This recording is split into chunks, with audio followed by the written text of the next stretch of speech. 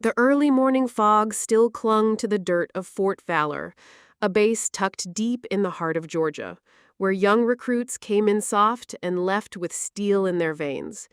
The sun hadn't risen yet, but the boots had already hit the ground. The buzz of uncertainty filled the air as a fresh batch of recruits stood in formation, stiff with nerves and sleep-deprived confusion. Then she walked in. Sergeant Riley Dawson wasn't tall, but her presence towered over them. Her face bore the signature of war long, pale scars trailing down her right cheek, disappearing beneath her uniform collar.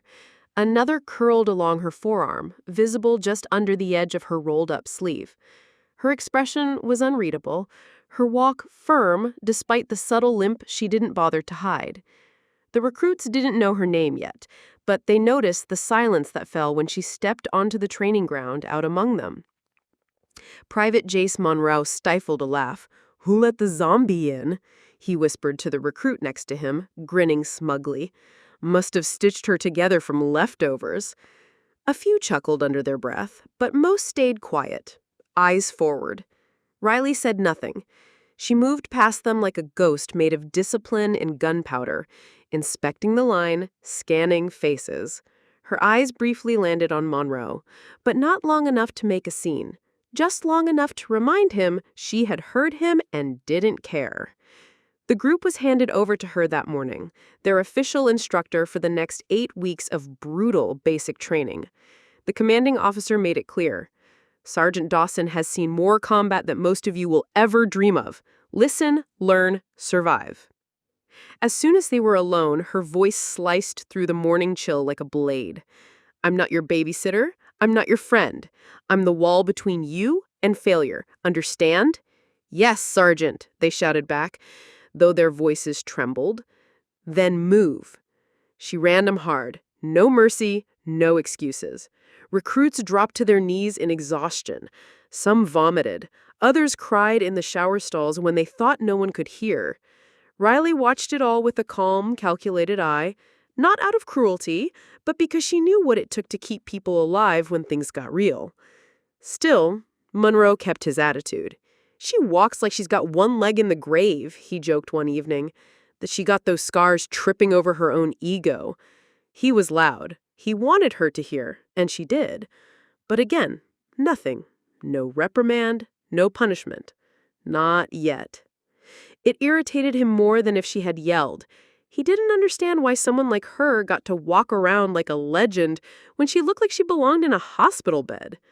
What Monroe didn't know, what none of them knew, was that those scars came from a roadside bomb outside Kandahar that Riley had been thrown from a Humvee, bleeding and burning, only to crawl back through the fire to drag out 3 of her brothers in arms to lift. One didn't, but that was a story she hadn't told them. Not yet. That night, Monroe and a few others were in the barracks, laughing quietly. He mimicked her voice, lowering his pitch and walking with an exaggerated limp. The others laughed nervously, unsure if it was funny or foolish. Riley stood just outside the door, listening.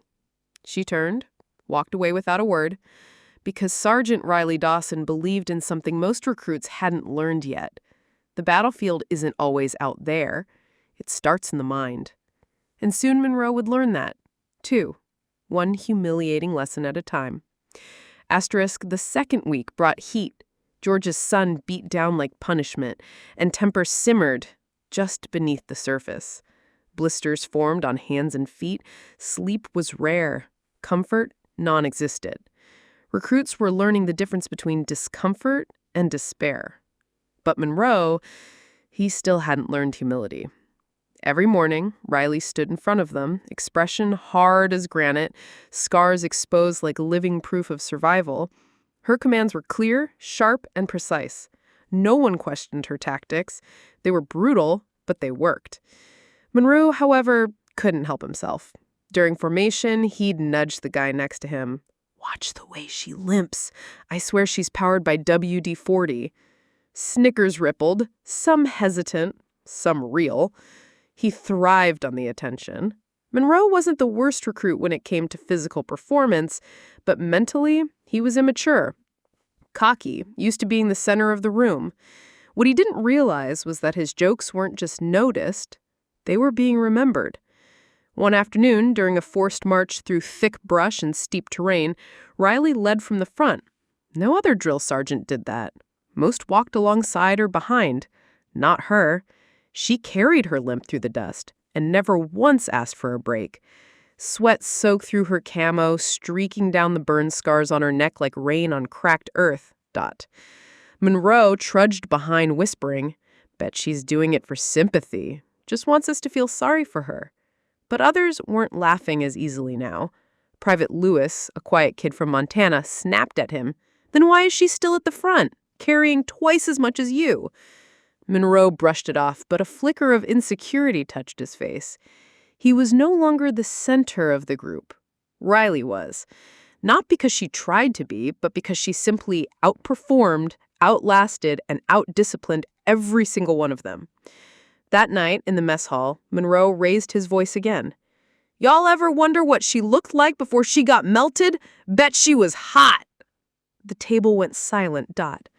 Riley was behind him. He didn't see her, but the recruits did, and their eyes grew wide with panic.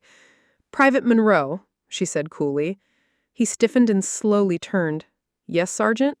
She stared at him for a second long. No anger in her eyes, just that eerie calm that always seemed more dangerous than rage. "Finish your food. You're on latrine duty until further notice." He swallowed. "Yes, Sergeant." She turned and walked off, her limp rhythmic, steady. After she left, no one said a word for several minutes.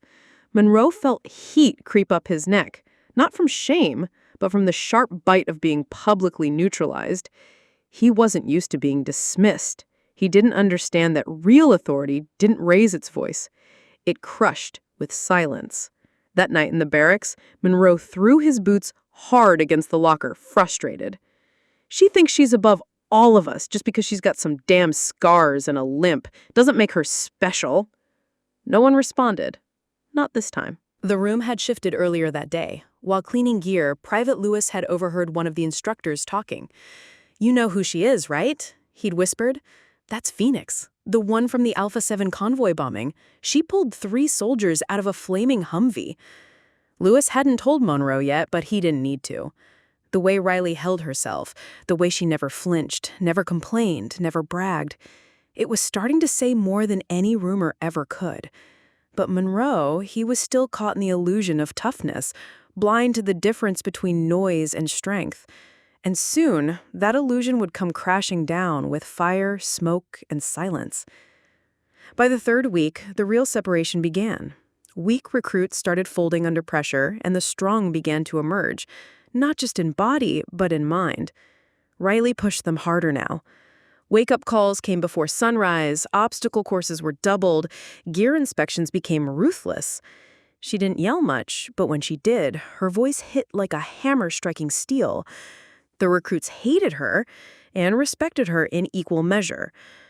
One blistering afternoon, Riley stood before them at the base of the infamous Hill 40, a steep, jagged incline used to test endurance. This time, they'd be climbing with full rucks. "You're going to the top and back twice," she said, pacing before them. "Anyone who drops gear or whines goes again." Groans erupted. "I didn't ask for commentary," she barked, eyes narrowing. "Move!" The recruits scrambled. Monroe took off fast, determined to outpace everyone, especially her. But he didn't last. The weight wore him down halfway up the hill. Sweat poured off his face, and his legs began to shake. By the first summit, he collapsed beside a tree, panting, while Riley marched past him without breaking stride. She didn't look at him, didn't offer a word. By the time she made it back down, and then started her second climb, recruits began noticing. "She's going again," Private Lewis muttered. "She didn't even rest," whispered someone else. Riley was now ahead of most of them again. Monroe grit his teeth and forced himself up. He wasn't going to be shown up by her, but his legs weren't cooperating. As he stumbled back down the slope, his foot caught a root and he hit the ground hard, shoulder first. "Damn it," he growled. Riley was already coming up behind him again. "You all right, Private?" she asked, voice calm. "I'm fine," he snapped. "Then get up."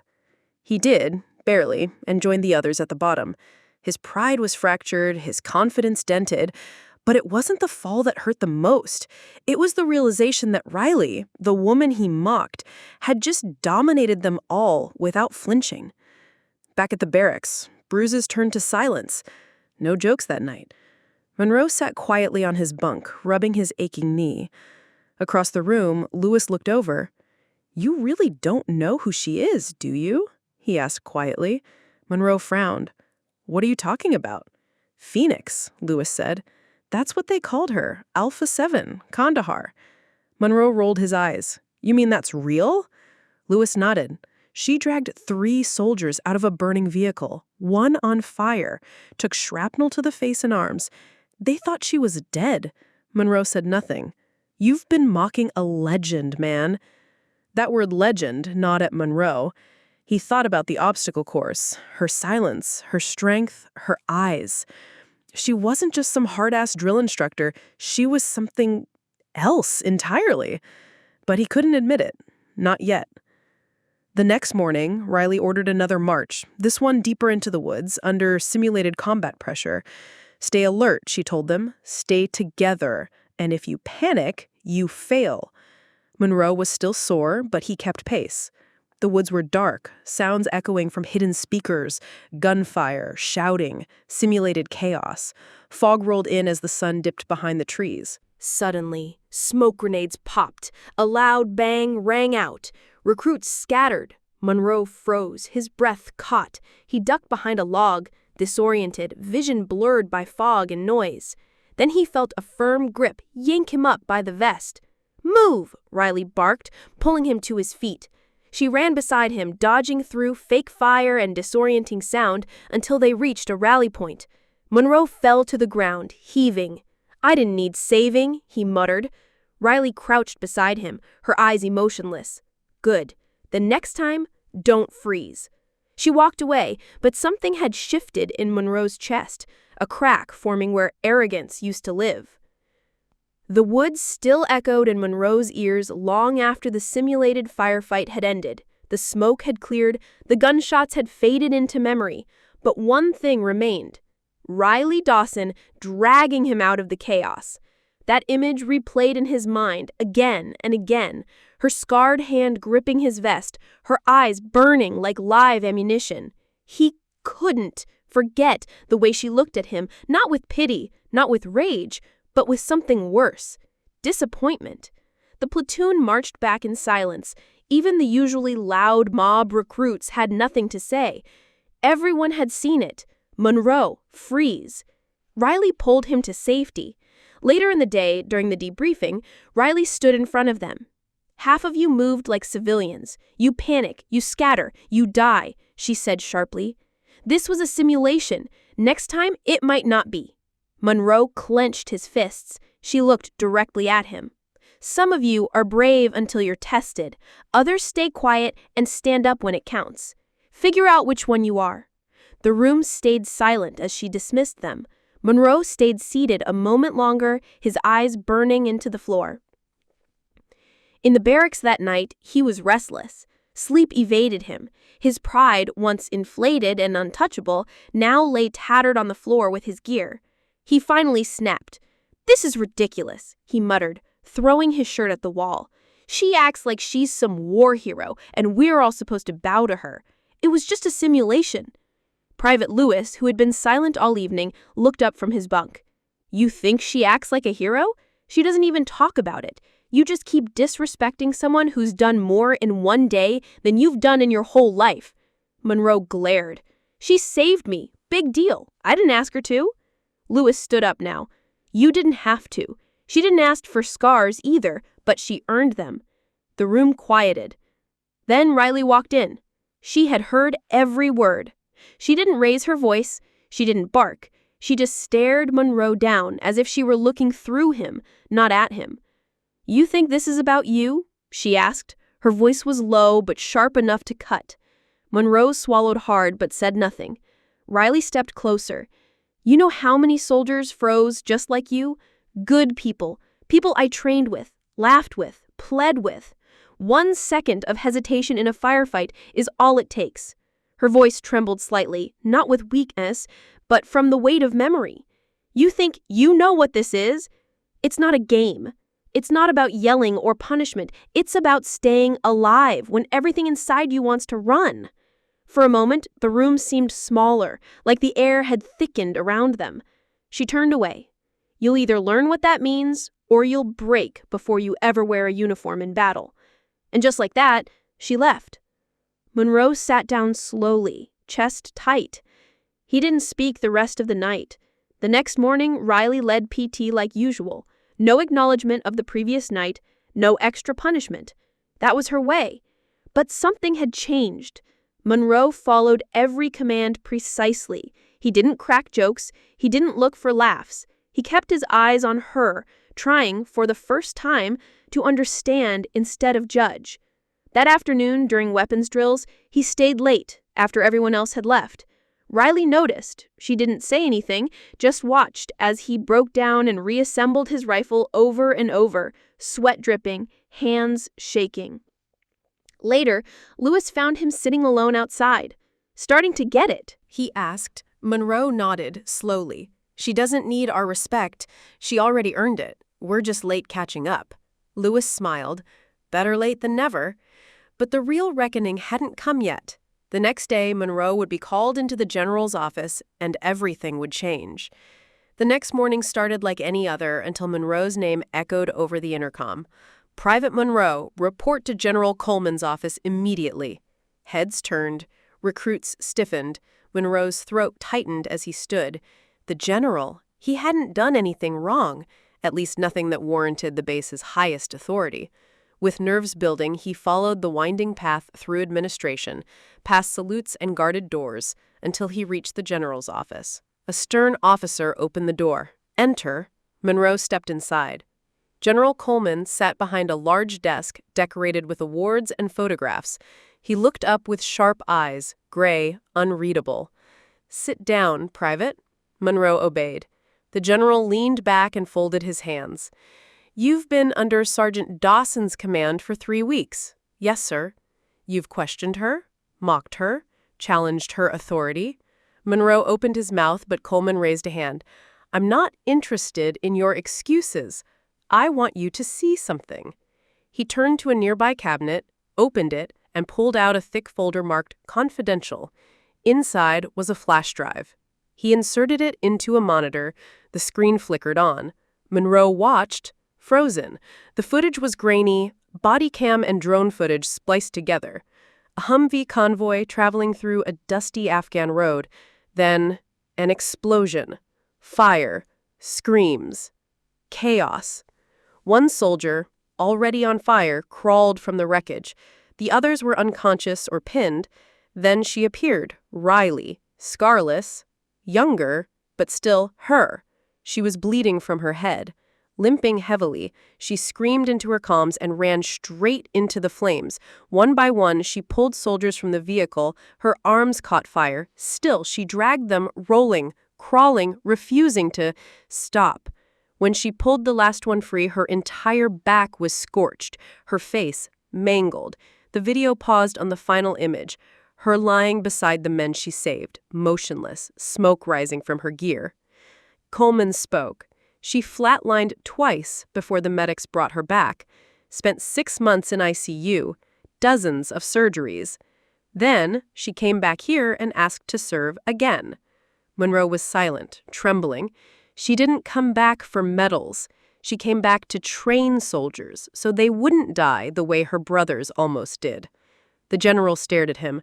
Her call sign was Phoenix because she rose from ashes, and you mocked her. Monroe's eyes burned. Sir, I didn't know. No, Coleman said. You didn't care to know. That's worse. He leaned in, his voice low. You think scars make someone weak. Every scar she carries is a reminder that others lived because she bled. Monroe swallowed hard. She didn't report you. She didn't shame you in front of others. But I'm doing it now. Because it's time you understood what real strength looks like. Coleman stood. You're dismissed. Monroe stood on unsteady legs, saluted shakily, and exited the room without a word. Outside, the air felt heavier, The world looked different. He sat under a tree beside the path, hands buried in his face, shame wrapped around him like a vice. Back at the barracks, recruits noticed his absence. When he returned, he said nothing. He walked straight to Riley's office. Not once she looked up. He stood at attention. "I saw the footage, Sergeant. I saw you in Afghanistan. I saw Phoenix." She didn't blink. And his voice cracked. "I'm sorry for everything."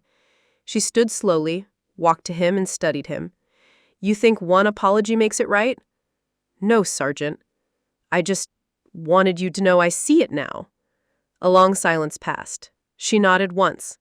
"Then act like it." He saluted and left. For the first time since arriving, he felt small. Not because she'd made him feel that way, but because he finally understood the scale of her strength. And in that moment, Jace Monroe took his first real step toward becoming a soldier. The next morning. Monroe was the first one awake. He stood in the dark outside the barracks, fully dressed, boots laced, rifle cleaned, not to impress anyone, but because he couldn't sleep. The general's words, Riley's silence, and the fire-lit image of Phoenix dragging lives from hell looped in his mind like a punishment. When Riley arrived for morning PT, she raised a brow at the sight of him, already in formation. "You're early," she said. "No excuse not to be, Sergeant." A pause, then a short nod. The others trickled in with sleepy eyes and sore legs. Monroe didn't speak. He helped set up the cones. He ran every drill with ruthless focus, keeping pace even when his chest burned. No complaints, no showboating, just grit. The change didn't go unnoticed. Private Lewis caught up to him during a water break. "You all right, man?" Monroe wiped his face and nodded. "I was wrong. That's all. I've got a lot to fix." Lewis gave a half smile. "She'll see it. She watches everything." Riley, true to form, never said a word about his transformation, but she tested him. She assigned him the lead on fire team movement drills, something he had failed miserably at before. This time, he didn't stumble. He listened, adjusted, communicated. When a teammate twisted his ankle, Monroe dropped to help carry him through the rest of the course. Riley stood at a distance, arms crossed, eyes unreadable. Later in the training bay, she called him aside. "You think because you saw one video you know who I am?" "No, Sergeant. I think because I watched you lead. I'm just starting to understand." She studied him. "Pain teaches, but it doesn't always stick. You're serious now? Will you stay that way?" "I will." Another silence passed between them. Then she handed him a stack of manuals. "Study these. You'll be giving tomorrow's gear briefing." His jaw dropped slightly. That role usually went to top-tier recruits. "Yes, Sergeant," he said quickly, surprised but honored. As he walked away, Riley allowed herself the smallest of smiles, not because he'd changed overnight, but because she knew what it looked like when pride shattered and something better was rebuilt. That evening, Monroe sat alone outside the barracks, manuals in hand, reading under a lamplight. His posture straight, lips moving silently as he rehearsed. Nearby, Riley leaned against a wall, unnoticed, watching. It wasn't about the apology anymore. It was about discipline, about heart. He had finally begun to carry what she wanted every soldier under her to understand, the burden of responsibility. Later that night, General Coleman visited the training grounds. Riley stood with him by the firing range. "He seems different," the general said, eyes on Monroe in the distance. Riley nodded once. Pain reached him. "Do you think he gets it now?" "We'll see. Respect is earned when no one's watching, and he's just started earning his own." Coleman smiled slightly. "He's lucky you didn't crush him. You've done more than just train him. You've given him a mirror." "I didn't give it to him," she replied. "He found it. I just didn't look away when he saw who he really was." They watched in silence as Monroe helped another recruit adjust their shooting stance, patient and quiet. No more mocking, no more noise, just action. And Riley knew. True change didn't come with grand speeches. It came with the soldier quietly standing taller than the day before. By the 7th week, the platoon was leaner, harder, and quieter. The weak had been weeded out. The rest had learned that becoming a soldier wasn't about ego or attitude. It was about endurance, respect, and showing up even when everything hurt. Jace Monroe had become one of the strongest, not because he ran the fastest or lifted the most, but because he had finally stopped trying to prove something to everyone and started proving it to himself. During weapons inspection, his rifle was spotless, his uniform flawless. Riley walked past without a word, and that silence now felt like approval. Later that day, Riley stood before the platoon. Tomorrow is field evaluation. You'll be operating in live fire simulation. Squad leaders have been chosen. She called out names. When she reached Monroe, she didn't pause. Squad Charlie, Monroe, you lead. He blinked. For a second, he thought he heard wrong, but the others looked at him with nods of acknowledgement.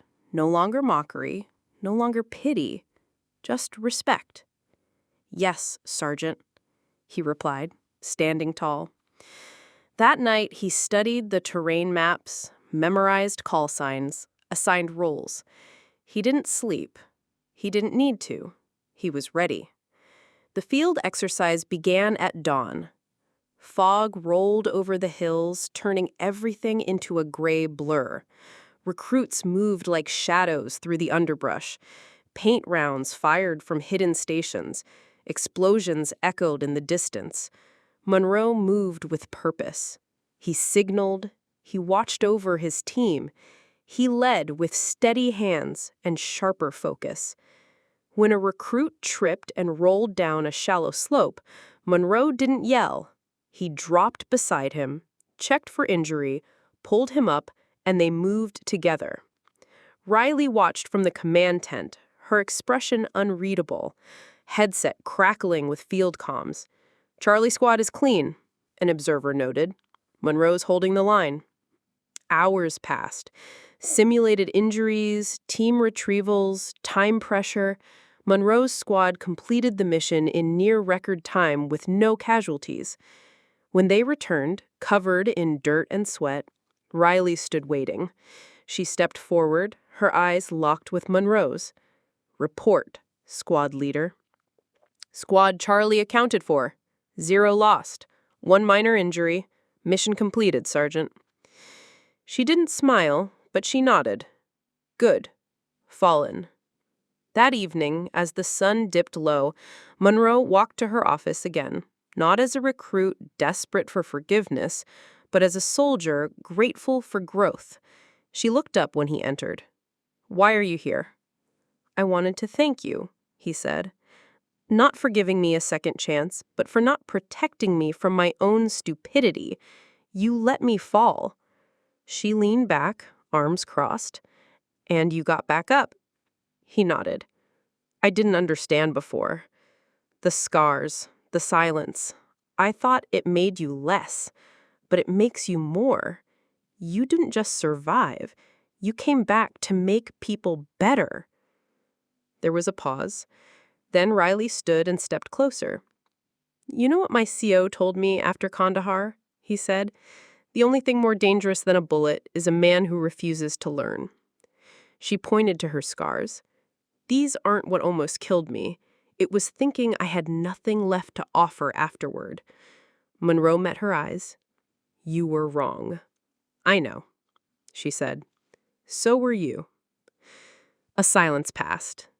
This one wasn't heavy. It was earned. She extended her hand. He shook it firmly. You're not finished yet, she said. But you're becoming someone I'd trust in my squad. That meant more than any medal. Later, at the campfire pit outside the barracks, the recruits sat around eating MREs and telling stories. Monroe listened more than he spoke. A few glanced at him and nodded that he wasn't the loudest anymore. He didn't need to be. The firelight danced across his face and across Riley's scars as she passed by in the dark. Silent and sharp. And time. This time, no one mocked her. They stood a little straighter when she walked by, because now they all knew who she was and who he was becoming. Graduation day dawned bright. The sky streaked with gold and pale blue as the morning sun rose over Fort Valor. Flags danced in the breeze, rows of folding chairs lined the parade ground where families gathered, their faces full of hope and pride. Monroe stood in formation with his fellow recruits, their uniforms crisp, boots polished, eyes ahead. 8 weeks of blood, sweat, and transformation stood behind them. What lay ahead was unknown, but they were ready. He wasn't the same man who had arrived, cocky and loud, mocking a woman he didn't understand. Now he stood taller, shoulders squared, not out of arrogance, but earned confidence. From the stage, the commanding officer gave the final address. Then came the moment all recruits waited for, the ceremonial march. As the platoon was called forward, Riley stood off to the side. Clipboard in hand, eyes sharp, she watched every movement, every salute. Her posture still carried a slight limp, but her presence was unshakable. Monroe's name was called. He stepped forward, received his certificate, saluted, and turned to face the crowd. In the front row, his parents clapped, his mother with tears in her eyes, his father's face proud, but stunned. They didn't know what had changed in him. Not yet, but they would soon. As Monroe returned to formation, a quiet murmur began in the crowd. It started with one voice. Is that her? Phoenix? From Alpha 7? It spread like wind through leaves. Riley had stepped onto the field to give final commendations. Her scars caught the light, silver against tan skin. A hush fell over the space. The general approached, microphone in hand. He nodded toward her. Most of you know her as Sergeant Dawson, but some of us know her as something else entirely. He turned to the crowd. She's Phoenix, the hero of Alpha 7, the one who crawled through fire so others could live. Gasps rippled. Even recruits who had trained under her didn't know the full weight of her story until now. She's trained hundreds since coming home, changed lives, made warriors. She doesn't wear her medals because she wears her story. The general looked at Monroe. Some of you had to learn that the hard way. Monroe felt every eye turned toward him, but for the first time, he didn't shrink from it. He stepped forward, faced Riley, and saluted. Permission to address the sergeant, sir, he asked the general. Coleman gave a nod. Granted. Monroe turned to her, eyes steady. Sergeant Dawson, the Phoenix, he said, his voice strong. Thank you for breaking me down, for saving me twice, once in the woods and once from myself. Riley studied him for a moment, then she returned the salute. You built yourself back, she replied. I just gave you the pieces. The recruits clapped. The crowd followed. It wasn't raucous, it was respectful, deep, earned. As the ceremony ended, Monroe lingered near the edge of the field. Families reunited, friends laughed, but he stood alone for a moment, just watching the flag wave in the wind. Riley approached. Still think scars make someone weak? She asked, eyebrow raised. Monroe smiled faintly. No, ma'am. I think they make people unforgettable. She nodded. Good answer. He hesitated. You think I've earned the right to serve beside people like you? She looked at him long and hard. You've earned the right to start, she said. And with that, she turned and walked away, her limp steady, her head high, her shadow long across the grass. As she disappeared into the crowd, Monroe whispered to himself almost reverently, Phoenix. He wasn't saluting a call sign anymore. He was honoring a legend and becoming one.